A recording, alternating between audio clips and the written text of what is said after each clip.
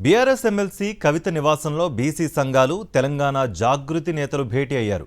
Cabinet sub committee planning శాఖ survey నివేదిక అందించిన నేపథ్యంలో భేటీకి ప్రాధాన్యత సంతరించుకుంది.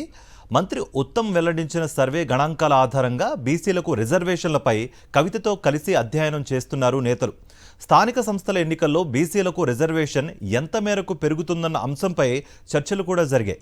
బీసీలకు 42% రిజర్వేషన్లు కల్పించాల్సిందేనంటూ తెలంగాణ జాగృతి ఆధ్వర్యంలో ఇటీవల ఇందిరా పార్క్ వద్ద ఎమ్మెల్సీ కవిత ధర్నా నిర్వహించారు.